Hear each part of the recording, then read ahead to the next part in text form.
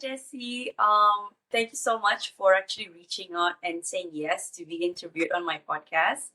I really appreciate it. My name is Nicolette, and I am the creator for the podcast of Your Wordless. Read that again. Juxtaposition of your very soul. It's a bit long, but yeah. So I just want to check which part of the world are you from, Jesse? Which one? Sorry. Which part of the world are you Oh, which actually? part of the world? Yeah. Yeah, I'm originally from Los Angeles, California, and I currently live in a little town just about 45 minutes north of California called Camarillo. Okay, I don't know, but it sounds fun. Okay, so you originally from California all the way, like since you Yes. were okay. So I'm from Malaysia, Kuala Lumpur. So it's a it's a distance from the other Yeah, side of the world, but yeah. Well, technology. Thank you. of So okay. course. So let me give you a little bit of our listeners a bit of introduction about yourself, and then we can dive deeper into that. Perfect. So, hi everyone. Thank you for listening. So, we have here Jassy Jackson, who holds a master's of science in psychology, and with over 15 years of being a leader in her own right. She is also a master Reiki practitioner and a trained shaman. Her expertise extends into the profound terrains of energy healing and divination. So, to be honest, this is the very first topic for me on the podcast to talk about spirituality. All of my podcast episodes, I don't know if you've heard any of them, were me trying to just share my story and just trying to make sense of um, whatever that I was feeling. Uh, other people experiencing the same thing, or maybe in their own situation circumstances. So this is a topic that is very close to my heart, because I felt like spirituality is where I found myself again. Yeah. So yes, Jesse, can you tell us a little bit about yourself before we dive deep into some of the questions? Yeah, of course. I myself spent a lot of time trying to figure out who I was in this world and how I wanted to show up. And I spent so much of the time worrying about other people and worrying about the to-do list on what I was expected to do in society.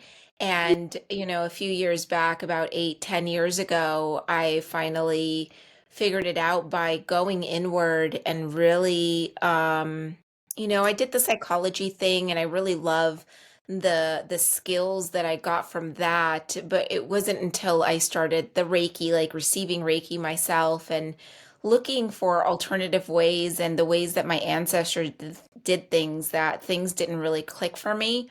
And now I've gone from being 100% in pain every single day. I had fibromyalgia for 20 plus years because I was living inauthentically and I didn't know how to regulate my nervous system. And now to not feeling any pain every single day. And so spirituality, and having that balance between, being here on earth in this time In and 3D participating. and as well as the Yeah, spiritual and being realm, here, right?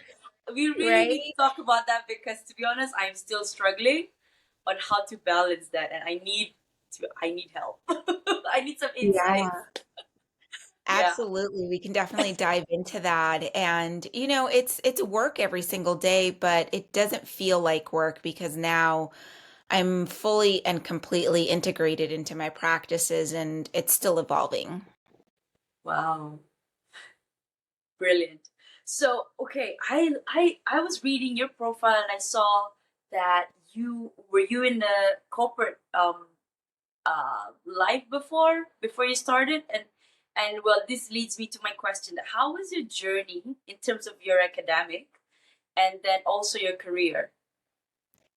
Yeah, so growing up, in the beginning, like middle school type of thing, I wasn't always a great student, but I wanted to be. And I didn't figure that out until junior high. I remember my grandpa like sitting me down and giving me this huge lecture about the importance of studying and the importance of Where how you I'm need to be showing in up. the society, right? Because if you Yeah. don't study, you're not gonna fare well, and well, you're gonna be left behind. Oh, yeah. Exactly, Typical. exactly. And so Yes. that gave me a lot to think about. And so then that's really when a lot of my stress and anxiety happened, right? And then I became a really good student and I was an overachiever. I started college when I was 13 Mm. and Wait, I 13. I was Wow. 13 and my first fibromyalgia pain came when I was 15. And so that really started this overachieving type of like, now I have to like beat myself and now I have to be better and better every year. And by the time I was 25, I was just like really lost in who I was. I was full of pain. I didn't finish college until I was 30. And I kind of knew that that was going to happen because I was so focused on my career. I found this really great job in corporate America. And I decided that, I was still going to go to school, but I also wanted to climb that corporate ladder. And I did that Yeah. really quickly. And I was able to, I had the biggest office in the building. I was running teams. I showed up every single day to be the best that I was going to be. And one day I just had a complete meltdown and a breakdown because I was looking at my life. I had gotten married. I was pretty successful by, 25, 26-year-old standards. I did all the things, but yet I was so sad every single day. I was crying to work. And then I would wipe off my tears in the car, and then I would put on the smile, and I would go into work and do it all over again the next day. And I was in so much pain from head to toe. And finally, someone had told me about their rehab experience. They went into rehab, they wanted to cure themselves of alcoholism, and they told me about the Reiki that they did at the institution. And, I wasn't really paying attention to it. But after I had my breakdown, I decided that, I had been in therapy for a long time. I was doing all the things. So I needed to try something different. Yeah. Yeah. And You just needed to from get that on something just to let go of the pain or whatever it is that you're experiencing. Right. Yeah, absolutely. And and that's the key, right? The true key to change is changing who we are. You can't keep on doing the same things over and over again and then expecting for it to magically change one day. And so after I tried Reiki for the first time, I was on this path of like, what else can I experiment with? What else is out there? What did my ancestors used to do? And then I started to learn about grounding and meditation and breath work and all the things that I do these days, right? And it really changed fundamentally how I showed up every single day. And at some point, after I like changed my diet, I fixed my gut issues, first of all. I Yeah. really started to look at like emotional freedom tapping and looking at my meridians and and going to acupuncture. I really started to go inward and started to listen to myself. And one day in 2021, not that long ago, Yeah. I woke up Yeah. The with a COVID time. Yeah. Okay. yeah, I woke up and I did not feel any pain. So that for me was a huge win, and I knew that I was on the right track. And so now I'm continuing to expand. That's how I got to study under a shaman or a shamanic practitioner, and I'm continuing to evolve my practices. Wow. Amazing. So to be honest, okay, forgive me. I've read about Reiki. I've heard of Reiki and read about it a little bit, but I never actually understood what it meant. What Yeah. is Reiki actually? Can you like break it down in simple terms for for my listeners to to actually try to grasp that idea. Yeah, absolutely. So Reiki is a form of energy healing that originated from Japan. There Ah, is a okay. doctor, yeah, Dr. Mikao Sui is actually the founder of Reiki.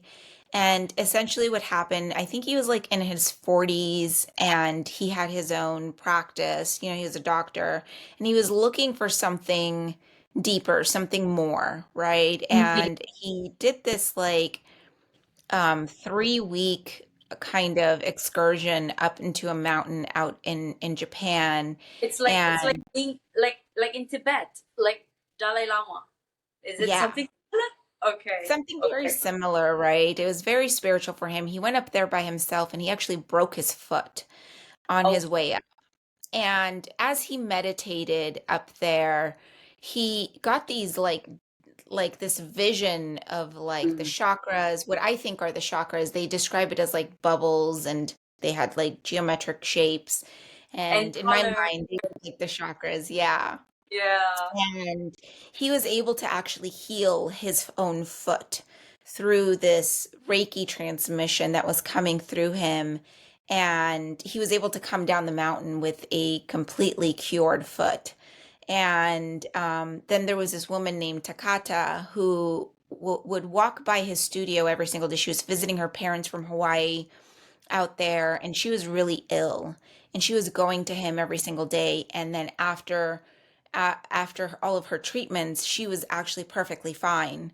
So it's a form of like moving energy through the body in a way that has never been it doesn't happen in like the Western world, right? It's a very Eastern type of medicine, and it's all through intention and also the abilities of the practitioner. So you have to get an attunement, you have to learn what the hand positions are, you have to understand the intention behind it, and also the person receiving the Reiki has to have some sort of level of belief, has Mhm. to be open to receiving, has to be ready for that change, right? And so you learn how to transmit this Reiki energy through your body as a practitioner and be able to move the patient's or the client's energy along with it. When I first got a Reiki, I'll admit I didn't really believe in it, but I was open to it because I was ready for a change and I needed to do something within And it, that I hadn't done before, right? And yeah. when I laid on that table, I saw colors behind my eyes the way that I do when I meditate these days. I felt my stress just kind of melt away. And for days after, I felt pretty lethargic because the energy was still moving through me. After you get a Reiki done, the energy moves through you for about 3 or 4 days and it continues to work on you. And so it's a little bit around intention, but also the skills of the practitioner in like channeling that energy and being able to move that energy within your body. So it's like Tai Chi. I'm not, It is. it's like all because all of the movements, this is actually about energy, right? And they say your hands actually are the portals. If only Mm-hmm. you know. They See, I know. are. Yeah, it's like I know this. I know this is like I do read, but it's the going towards that path and really immersing myself in it. But thank you, Jesse. I think you have unlocked something within me that I need to go and explore. I love it. Yeah. Okay, so this is a quite an important question. So since we talk about becoming a Reiki, like, so what was that pivotal moment that made you want to go into practice as a Reiki practitioner, and how did you become one? Did you go to Japan or did you have it in the US? How is it? Yeah, so there is a lineage that happened. So if you remember in my story, there's this woman named Takata who Yeah. who got healed by him, and she actually brought it over to the Western world. So the hub of Reiki really is Uh, Japan, but she brought it over to Hawaii, and a lot of the practitioners here on the mainland are of that lineage from Takata, and so there's like this whole thing, like this whole like family tree, if you will, that has come down from her. And really, I started receiving Reiki in 2015, and in 2019 I had made the decision. Something had evolved so much in me within those 3 4 years that I decided that I wanted to learn about more about Reiki, and I wanted to experience it as a practitioner, but I didn't necessarily want to make a business out of it, at least not at the time. yeah. And so I took my classes, and then what happened the next year? COVID happened.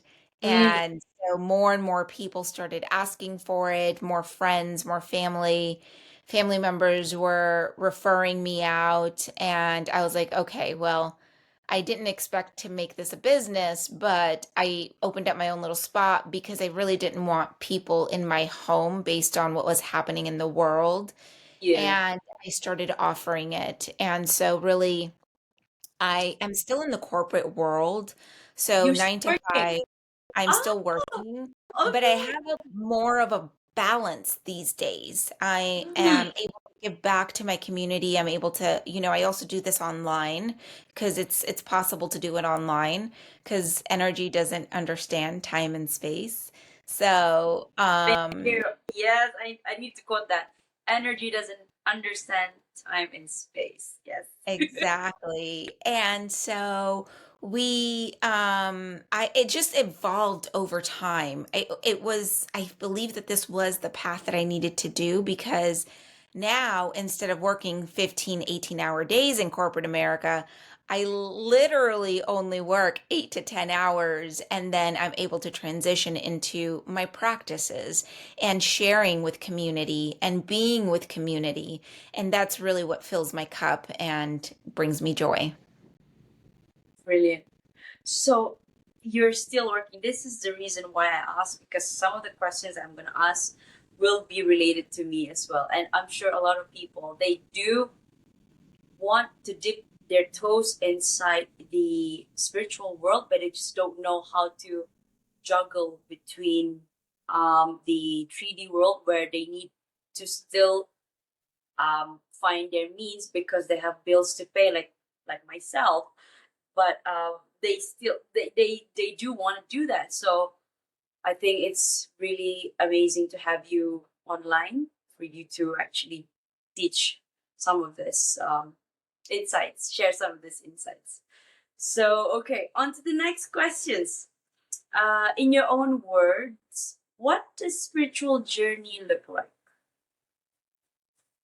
Yeah, I think it's different for every single person, right? I think that it depends on how ready you are, where you're at in your own spiritual journey from a soul perspective, the things that you've experienced in different lives, at different moments in this life, and also what you're willing to do, because the things that I'm willing to experience these days are very different than the things that I wanted to experience or I was willing to experience 10 years ago, right? Like, if you talk to me about going to a ceremony 10 years ago, I would have been like, I don't know what that is. I'm not ready for that. Yeah. These days, Yeah. like if you invite me to a ceremony, I'm all there, right? So I think it looks very different for every person.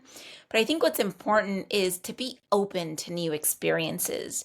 That when something shows up for you, like for example, if you've never heard of Reiki and you're all of a sudden dialing Mm, into this conversation, this is yeah. probably a sign for you that maybe it's something to explore, something to be open to. Maybe you can start Googling it and finding a practitioner near you. Or if you really enjoyed this conversation, you can reach out to me and we can have a conversation about it, right? And maybe trying it out and experiencing it. And then Uh-huh. that will actually open up the door to something else. And then something else will come along. I think most people try to meditate first because that's the thing that's in mainstream. Like, Yeah, that's like meditate, okay, the meditate. door to spirituality. They say okay, first you gotta quiet your your mind by meditating. I know that that's you can't just switch off your thoughts like that, but again, people know they need to do it, but they just don't know how to do it. Like, how do we start? Yes, and what I will say to that is you don't actually have to start with meditation. I Okay. tried over and over and over, and it just wasn't working to the point where I started believing like maybe spirituality isn't for Is it me for because me? I can't Yeah. do it. Right? And it wasn't until I actually started doing Reiki that I then got deeper into my meditations. Mm, It was, and then when I started breath work, I got even deeper into my meditations. So you can try different forms of meditation. there's You no can one do size fits all then.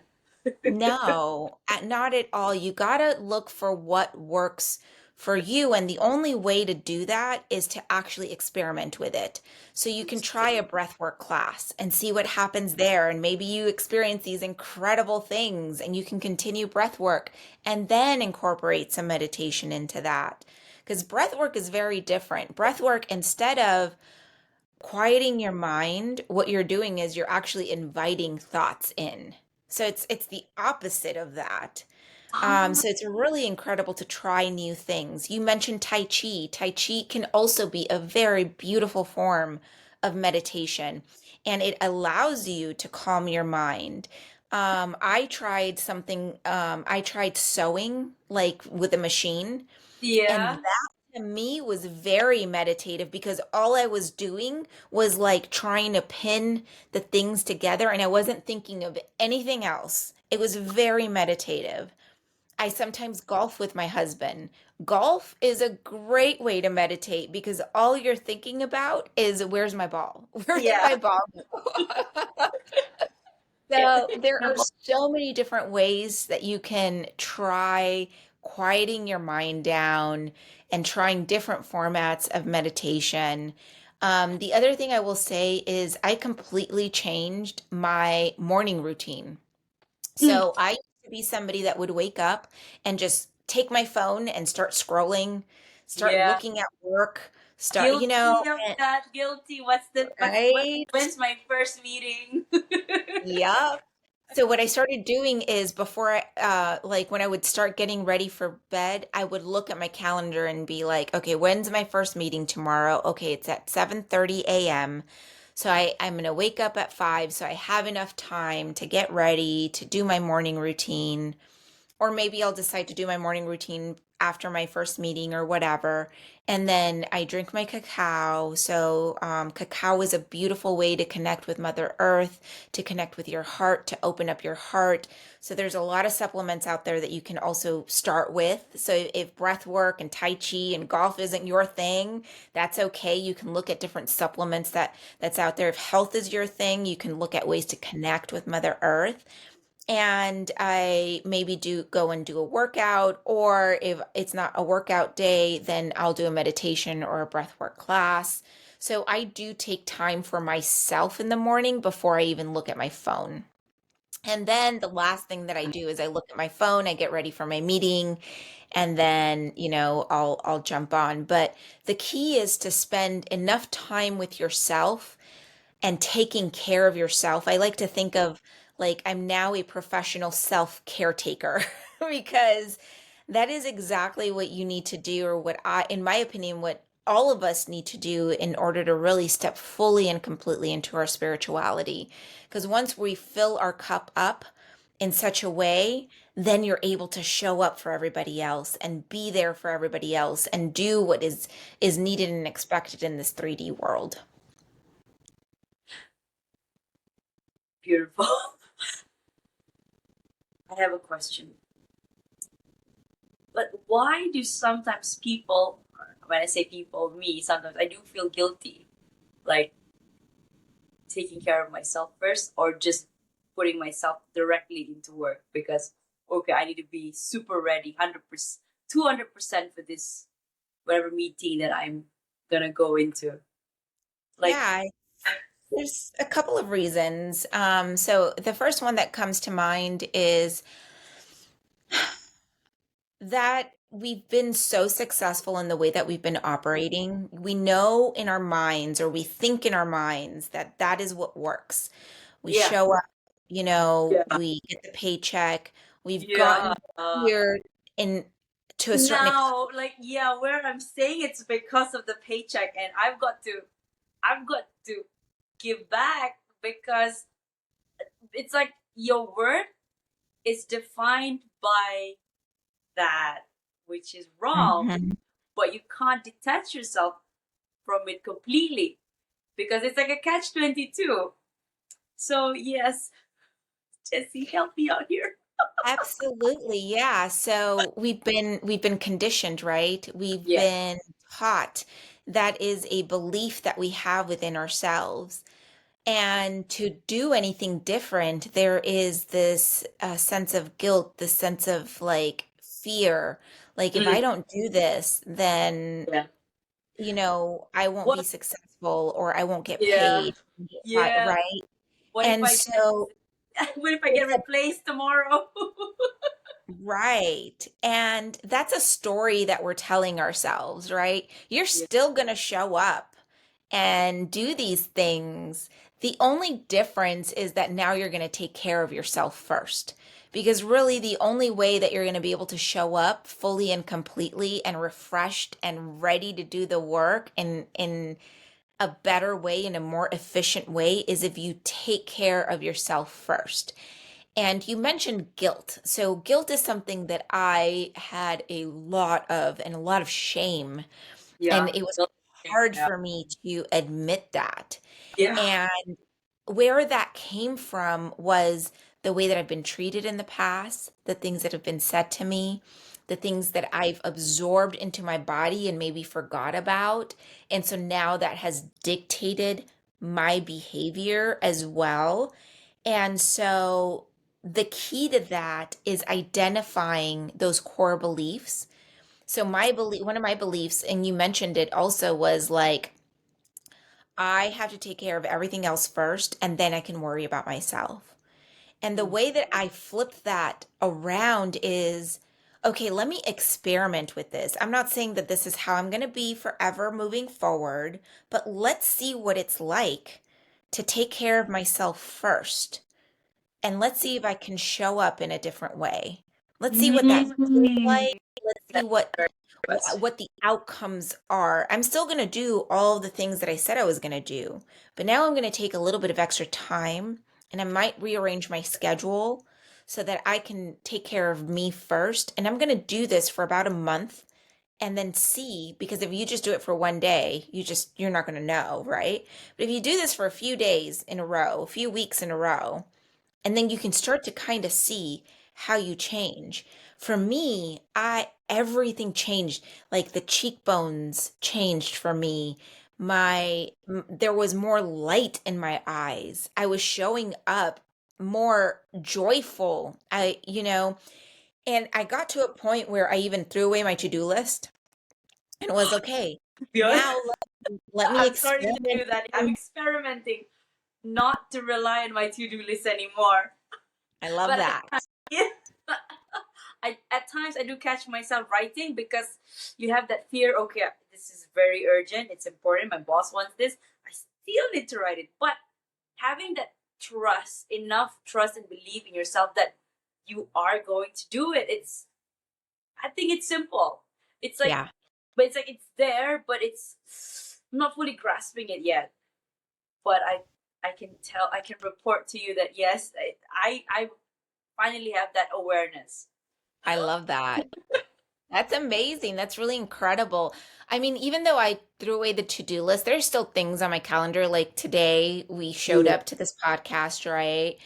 So things that are really important that need to be done, I still put it on my calendar. But things like I need to do the dishes, I need to do laundry, I need to pick up so and so, like I just threw that away and was like, those things will get done when they are going to get done, and I'm going to focus right here in the present, because what the to-do list was doing was it was putting me into a state of anxiety Anxiety, yes. and Always into the anticipating future. for yeah. Yeah.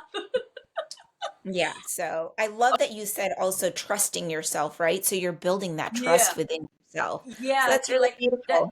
I'm not gonna betray myself that I said I'm gonna do it, but I'm not gonna do it. But I trust myself that I will do it, even though, like, okay, before I used to force myself so much when I was younger. That, okay, by 3 p.m. you're gonna be done with four, for example, for at least four work. And although I was already dreading, I can't, but I still push it. And then right now it's like I'm still gonna do the four. It doesn't have to be at 3 p.m. Maybe I can finish them at night or maybe even tomorrow. I just need to prioritize. Mhm. So then at the same time as well, I know I need to do that. It's the awareness, but at times I feel a bit there's guilt there. Like we mentioned, yeah. So it's not fully there yet, but I hope I'm in the right direction. Yeah, if I can make a recommendation, when you're feeling the guilt, Mm, right? mm, Instead of trying to push it away, maybe going inside and asking, like, where is this coming from? Right? And trying to rationalize, like, no, this is the right thing to do for me. And it's about regulating your nervous system and telling your brain that this is a new way of being and it's okay. yeah, saying it's okay, like really, I think that's the true definition of loving yourself. It's okay. Like, don't beat yourself up if you don't get something done or if it Mhm. doesn't meet your expectation. Yes, okay. So I am I am comforted now. I love it. So Jesse, you mentioned you went into the I think you tried asking your ancestors about what were their maybe traditions and how are these traditions still actually relevant or very much so relevant in today's society. What are these traditions that can be applied in today's world?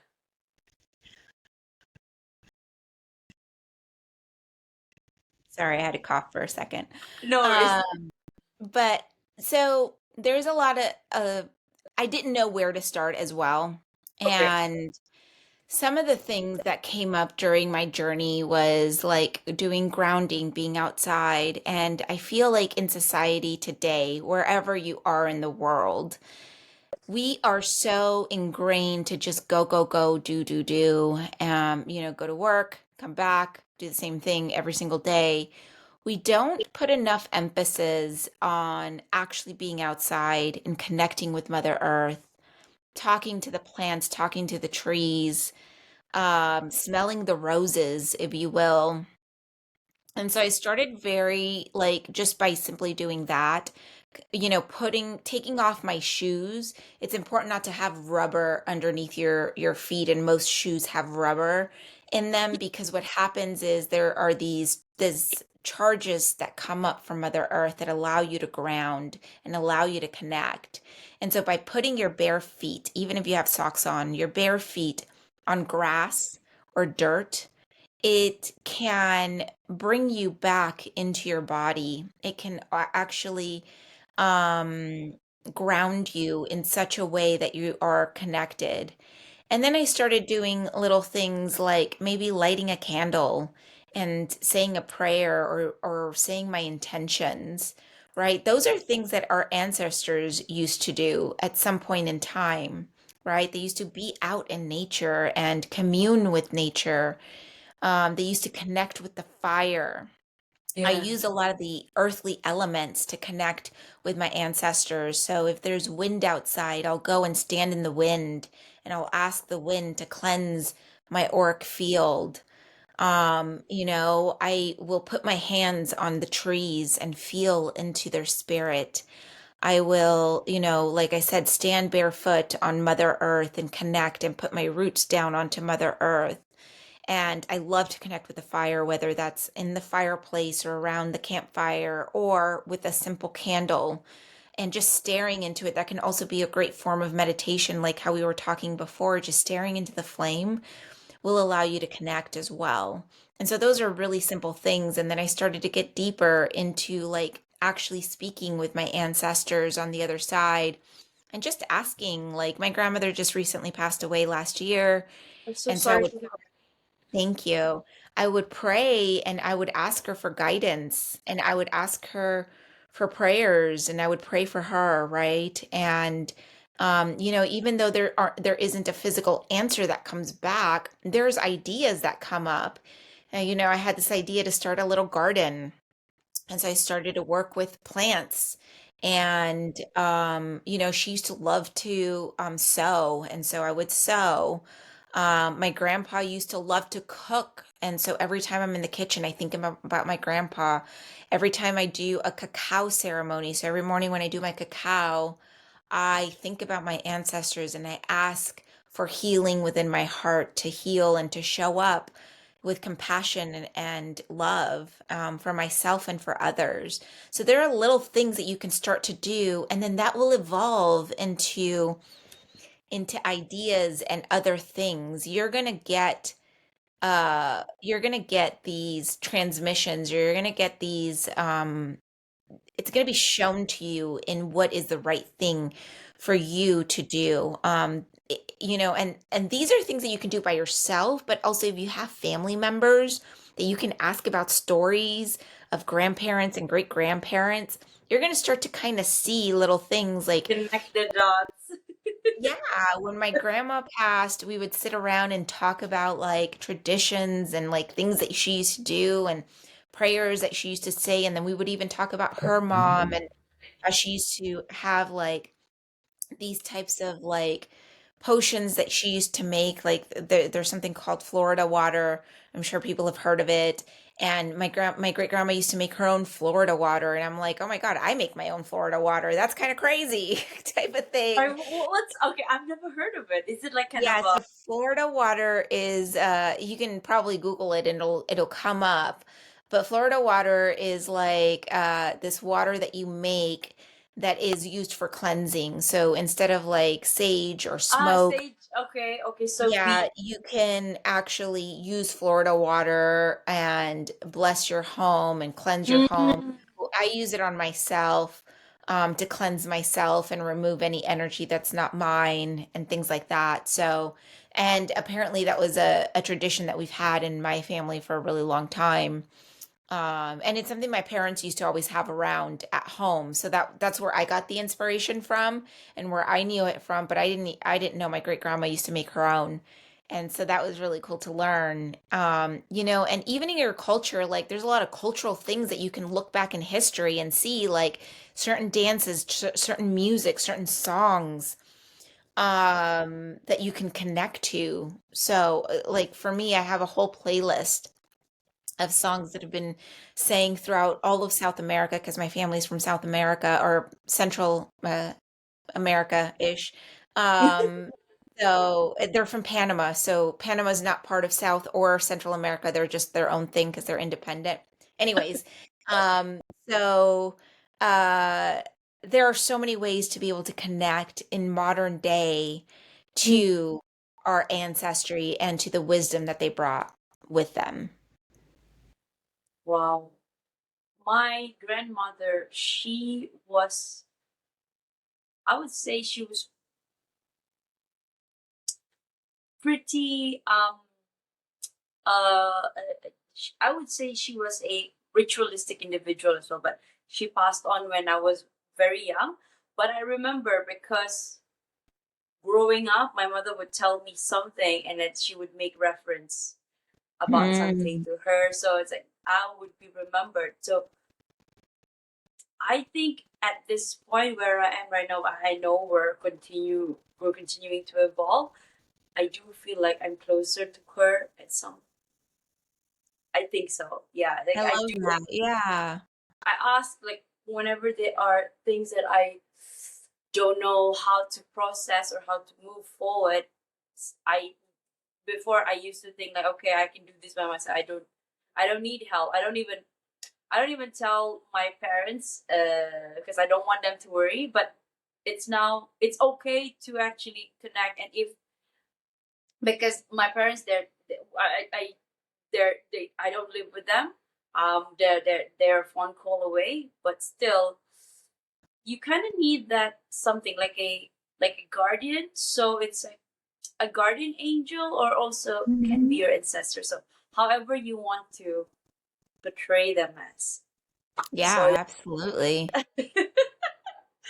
yeah, so yeah, that's my story. So I love okay. it.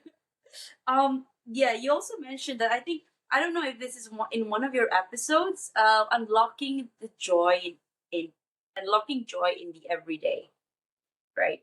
So I know you mentioned about um, some of the meditative tools and practices that you actually recommend to your client or your friends. So how is this, in your opinion, going to help them in their pursuit of personal growth and overall happiness? Yeah, I think when you have the intention of bringing more joy into your life, it shows up, right? Whether you're looking for it or being intentional yourself about it, but when you ask for that, I think that it will show up because there is this whole theory in our spiritual community around your thoughts form your reality. And the more and more I dig into that, the because all everything that I do is grounded in science. I like to look at studies, I like to read books on people that have studied this heavily or whatever it is that I'm doing. Like I looked at a bunch of studies with Reiki and energy healing before I got into it. And so I think with the mere intention of showing up and wanting to bring in joy and to live your life in joy, it will show up. However, like I said before, in order to change, you actually have to change who you are. And so if you're constantly thinking about the negativity, thinking about the other shoe dropping, or like, things are too good right now, something's gonna happen Yeah, like yeah, yeah, soon. yeah, yeah. I was like, I don't Like, deserve all of these lucky streaks in my life right now. Like, some bad things are bound to happen one of these days. right? And like as Yeah, soon as yes. you say that, that's what's going to happen inevitably. You're going to be correct. And so I think, as you could tell, my whole thing is about experimenting with your life, right? Like experiment new ways. And so I would say try to do like a negativity detox. Anytime you find yourself complaining, recognize it, be mindful about it, and then change that story immediately as soon as you find yourself doing that. As soon as you start being judgmental or, you know, saying all these things about like I don't deserve or something's going to happen soon, recognizing that and changing, purposely change that story. Like, no, I deserve happiness. I deserve joy. I deserve walking through this earth with full and complete sovereignty and joy. So you'll see kind of that change, and it's going to feel uncomfortable because our minds, the way that they're programmed with our egos, is Yeah. it wants to keep us safe. And Yes. so this is how we've learned to be in the world, to complain, to judge, to like feel like we don't deserve things. And so in order to make that fundamental change, you got to stop your brain from saying those things, recognize what you're saying, and then have something ready to replace it. So as soon as I'm thinking the other shoe's going to drop, it's like, no, no, no. Like, okay, I actually deserve to be happy. I actually deserve to have this, to be lucky. I am lucky. I am a lucky person. And then seeing how you move through the world and seeing what it is that happens next, right? And letting those old stories go. Magnificent. Yeah, I think you just helped me confirm some of the insecurities that I have. And it's not. I think it's not just for me. I think a lot of people do experience that, but they just don't Yeah. want to say it out. Yeah, or So they don't realize it, right? Because we're such yeah, an automatic mode. Like we haven't thought about doing anything different because we're just an autopilot, and that's okay. But again, if you just found this episode, this might be a yeah, sign for you where it's yeah, time to do something a little bit different and start experimenting, right? And we're human beings, so you're going to go back to your old ways. You're I gonna love that. backslide all the Human time, being. right? And Yeah, but it's about recognizing it because the more and more you recognize it and then you make a change, the shorter and shorter these backslide happen. So it's starting that change, right? Not beating ourselves up or feeling guilty for, oh, I'm not supposed to be negative. Oh, I'm still thinking this way. Yeah, of course you are. Like your brain's trying to keep you safe. Like that's a yeah. natural thing. It's about recognizing it and then stepping in and formulating a different story.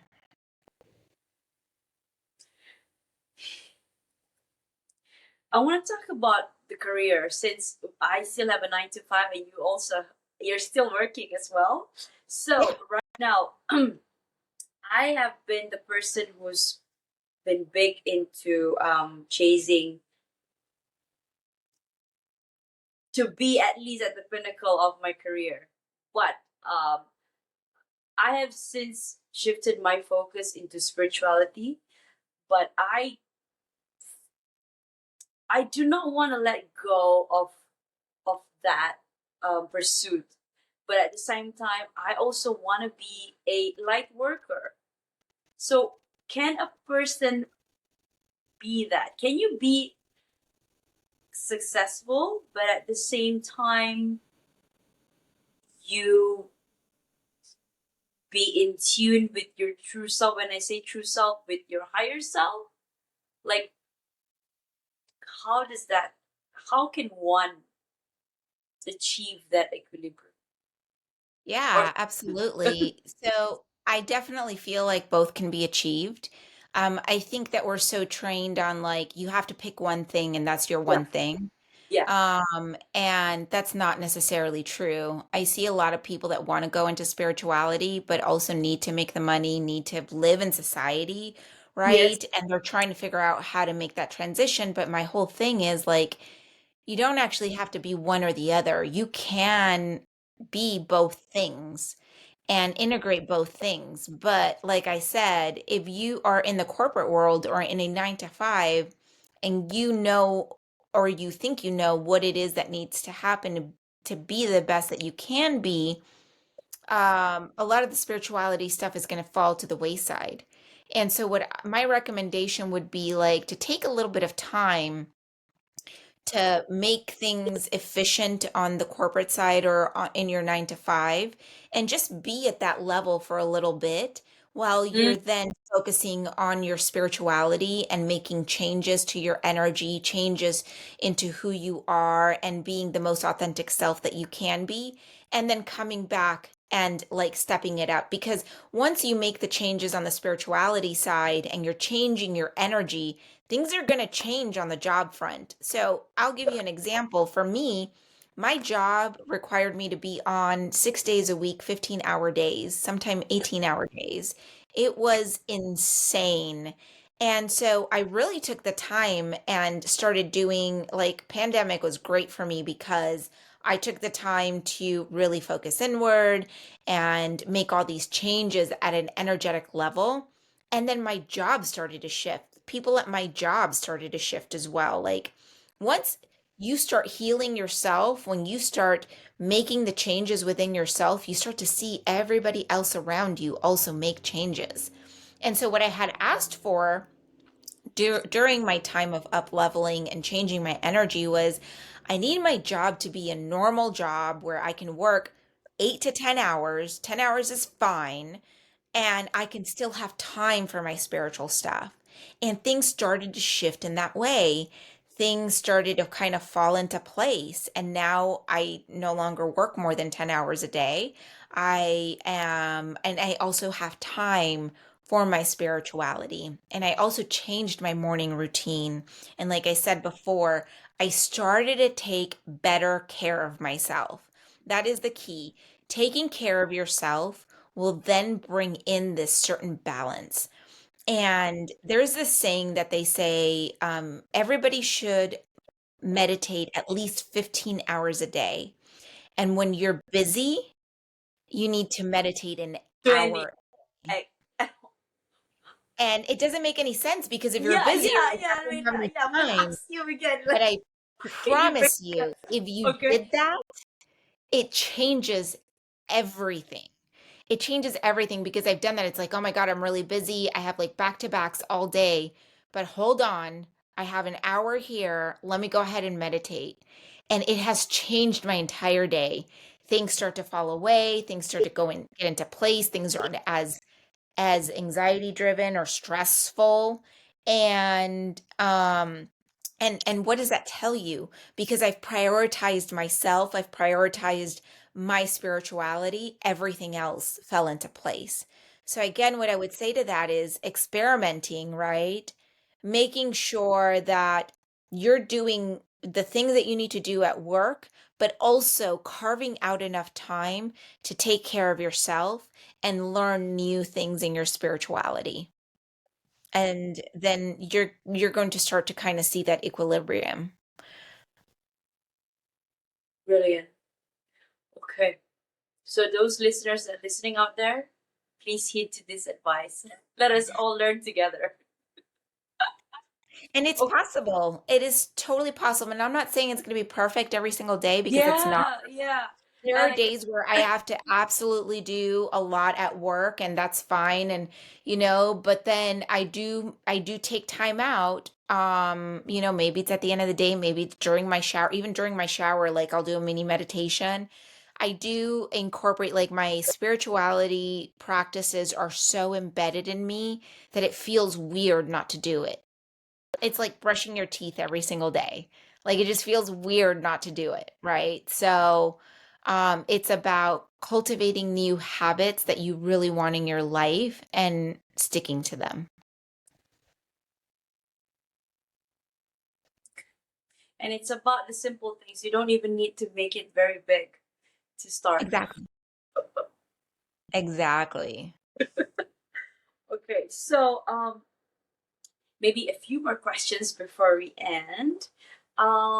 Okay, so how do you see the role of divination in today's society, and how has it helped you personally in your journey? Yeah, so divination is really, tarot cards, oracle cards, Love it, pendulums. love it. Um, I it went can into also, that too. yeah, it can also be, just speaking to the divine, speaking to your spirit team, right? And I think it's a really great way for guidance. And because a lot of the times for me, I just feel so alone. I haven't felt that way in a really long time, but I used to feel very alone, even though I was surrounded by people. I have my Yeah. parents, I have my husband. I don't, I can't, I could can't necessarily talk to them because they all problem solve. And I don't need my problems to be solved. I just I just need need somebody an to ear. Yeah. listen, right? And so sometimes I will consult my tarot cards. Sometimes I will do the pendulum. So, and the more and more I would do divination, now I have this practice of being able to just speak directly to my spirit guides and just know the answer because the answers are within you.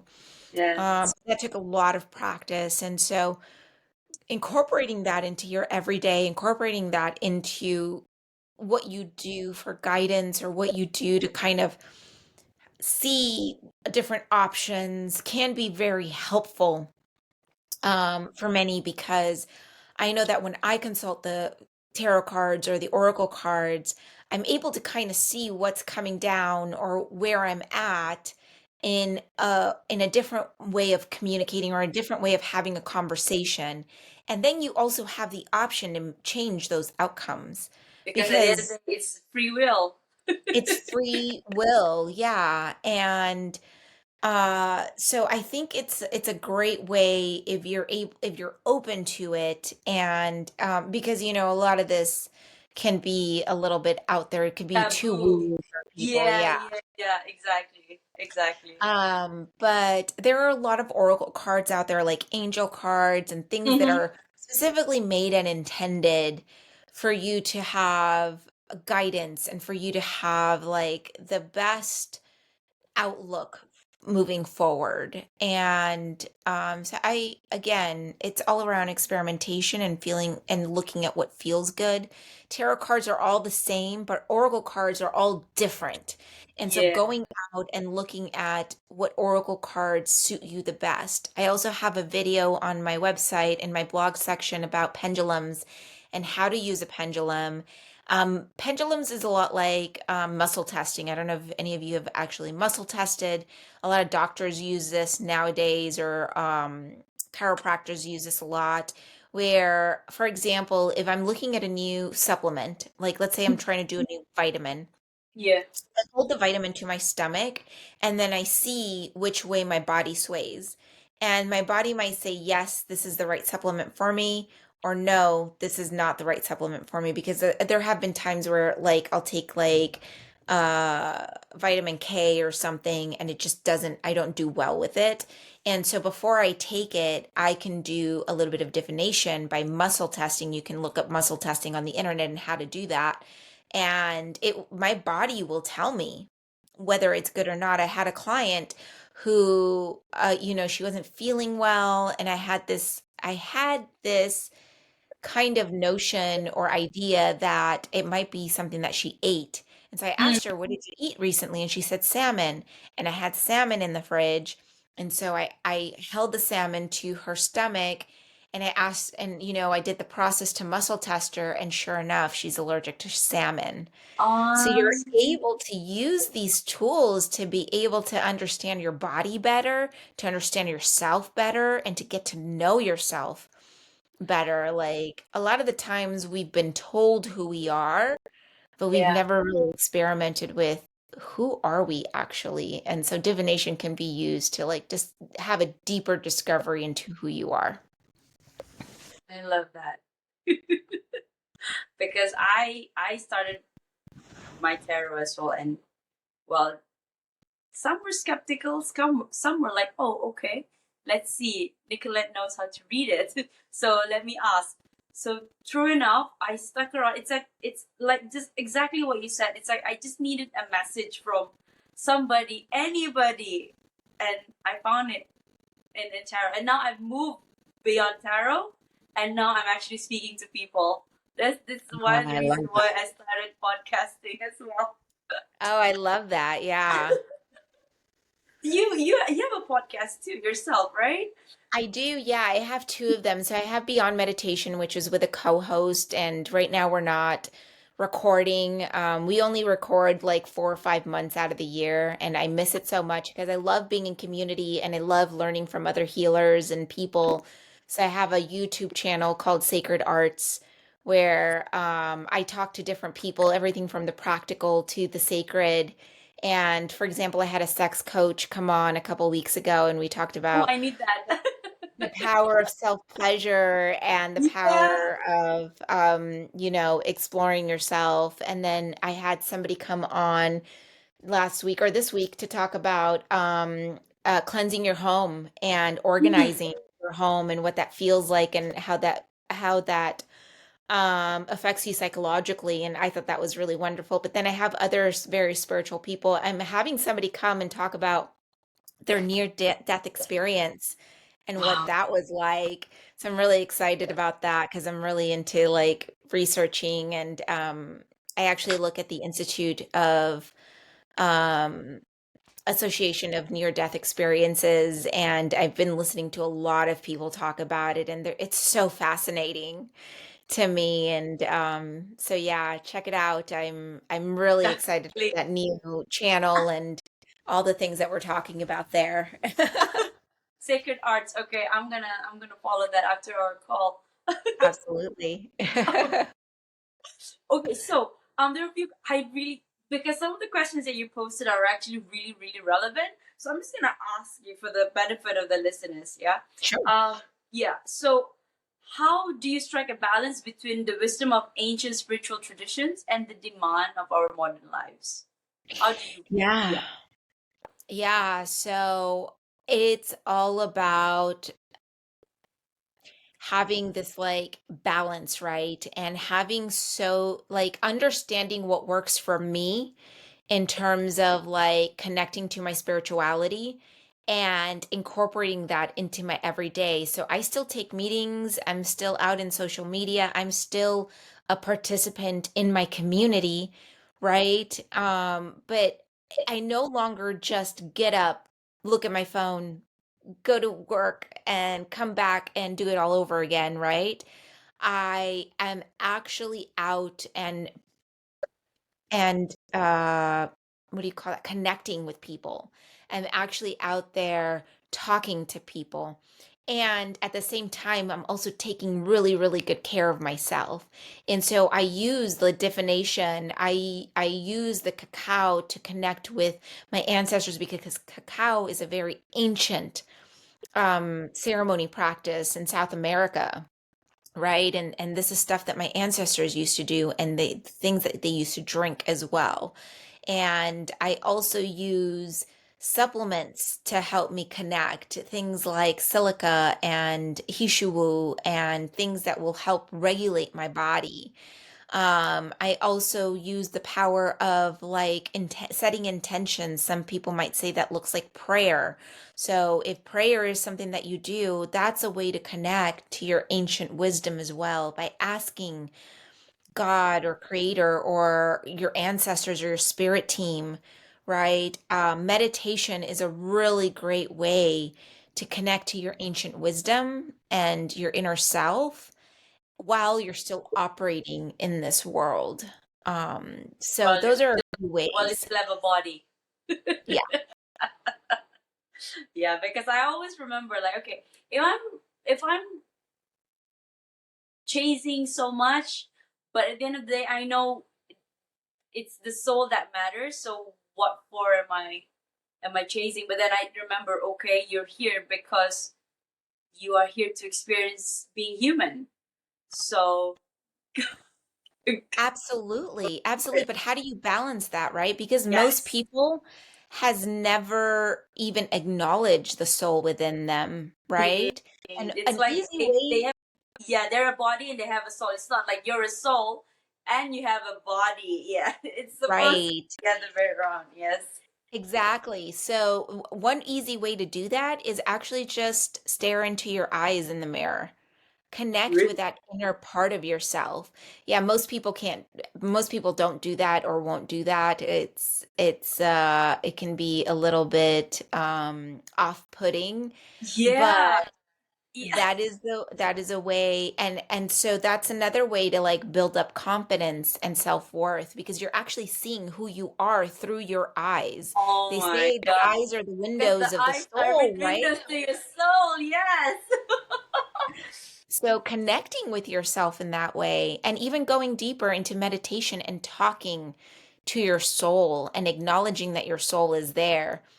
She or he will bring you like will show you your ancient wisdom and how to operate in this world. We're all here in this moment in time for a purpose. And so it's not about going all the way into spirituality and like living in the forest or whatever, although I have Yeah. fantasized about that. Yeah, yeah, yeah. Just But I leaving it all chose to behind. come I'm gonna here. go and Yeah, I'm gonna but we off all the radar. chose, yeah, we all chose to come here in this moment in time to do something in this moment in time. And so it's about recognizing your soul and at the same time honing your gifts, honing your skills, and showing up in the best way that you can for your community. Beautiful. What a way to wrap our session today. So before you go, Jesse, I would like you to maybe share with the world if you have a quote that you would like to leave as your legacy, what would it be? Yeah, my favorite quote, I don't even know where it came from. I think it was just something that I was thinking about probably something that I was studying at the time is the key to manifesting, the key to having all of your dreams is in your energy. So if you change your energy, you change your reality.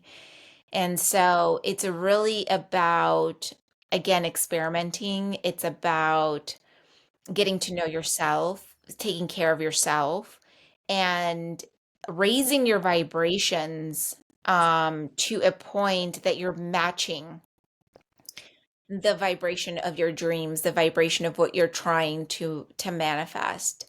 And yeah, that's what I'd like to leave your listeners with. Thank you. I stand by it by myself, and I think this has been a wonderful, wonderful chat with you, Jesse.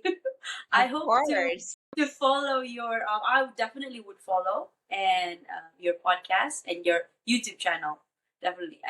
I hope this is not going to be the first time, the only time you're going to be on my show because I do have. I don't know, but this is going to evolve. Maybe some other time I'm gonna, and if you can, come up to the show and we'll talk about something else. I would love that. Yeah, absolutely. I'd also like to tell your listeners I've developed a course called Master Your Boundaries. Okay. Um, and so that's another really great topic that we can maybe talk about in the future, Yes. because boundaries are, it's such an elusive word. What does that mean? How What do does I that? get them? Yeah, How do I exactly. maintain it? And so I have a 10-week course starting September 7th, every Thursday at 4 p.m. Pacific time. It will also be recorded for anybody that can't show up at that time.